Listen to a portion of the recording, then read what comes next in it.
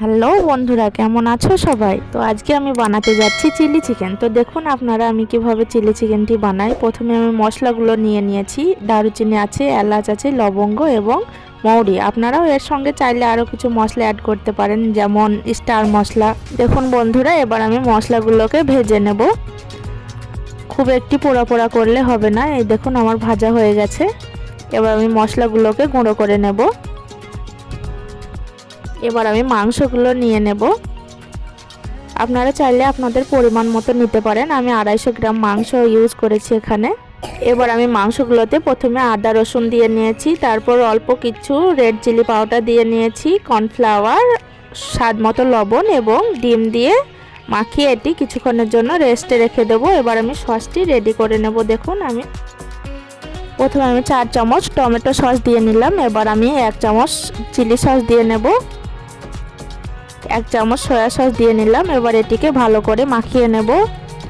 অল্প একটু জল দিয়ে নেব।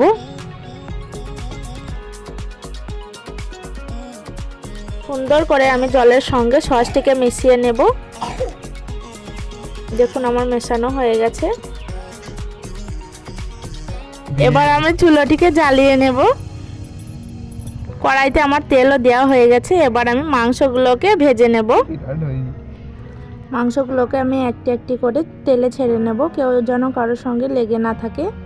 সুন্দর করে আমি কড়াইতে দিয়ে দেবো একটু একটু। বন্ধুরা, যদি আপনাদের রান্নাগুলো ভালো লেগে থাকে তো অবশ্যই আমার চ্যানেলটিকে সাবস্ক্রাইব করে আমার পাশে থাকার চেষ্টা করবেন, এবং কে কোথায় থেকে দেখছেন অবশ্যই আমাকে কমেন্ট করে জানাবেন, তাতে আমি আরও উৎসাহ পাবো। আমার মাংসগুলো এবার ভাজা হয়ে গেছে। এবার তুলে নিতে হবে। বেশি ভাজলে হবে না, এটি বেশি ভাজলে শক্ত হয়ে যাবে।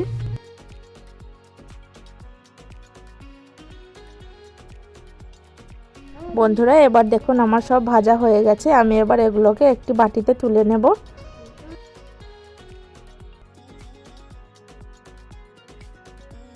দেখুন বন্ধুরা, এর ফাঁকে আমার মশলাগুলোকে রেডি করা হয়ে গেছে। ক্যাপসিকাম কুচনো নিয়েছি, পেঁয়াজ কুচনো, লঙ্কা কুচনো এবং পেঁয়াজ কলি কুচনো নিয়েছি। এবার আমি আদা রসুন কুচিগুলোকে তেলে দিয়ে দিলাম। এবার আমি এতে কাশ্মীরি লঙ্কার গুঁড়ো দিয়ে দিলাম, যাতে একটু কালারটা সুন্দর হয়। অল্প একটু হলুদ দিয়ে দিলাম। এবার আমি মশলাগুলোকে সুন্দর করে কষিয়ে নেব।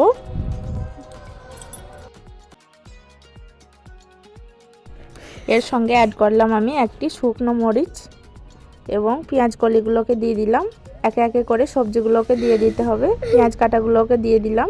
এবার ক্যাপসিকাম কুচনোগুলো দিয়ে দেব।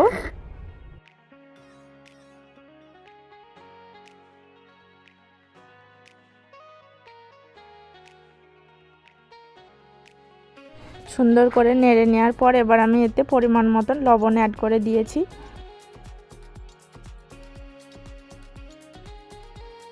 এবার আমি ভাজা চিকেনগুলো এতে ঢেলে দেব। ঢেলে দেওয়ার পর যে সসটিকে রেডি করেছিলাম সেই সসটিকে এবার আমি এর সঙ্গে অ্যাড করে নেব, সাথে একটু চিনিও দিয়ে নিলাম। সসটিকে ঢালার পর আমি কিছুক্ষণের জন্য কষিয়ে নেব, এবং কষানোর পর এরকম হয়ে আসলে তখন আমি কর্নফ্লাওয়ার গুলে এর সঙ্গে মিশিয়ে দেব। কর্নফ্লাওয়ারটি ঢালার কারণে চিলি চিকেনটি একটু আঠালো আঠালো হয়ে আসবে এবং এটি খেতেও সুস্বাদু হবে। আপনারাও একদিন ট্রাই করে দেখবেন বাড়িতে, এবং অবশ্যই আমার চ্যানেলটিকে সাবস্ক্রাইব করে আমার পাশে থাকার চেষ্টা করবেন। দেখুন বন্ধুরা, আমার কথা বলতে বলতে চিলি চিকেনটি রেডি হয়ে গেছে। খেতেও খুব সুস্বাদু হয়েছিল এবং কালারটিও খুব সুন্দর।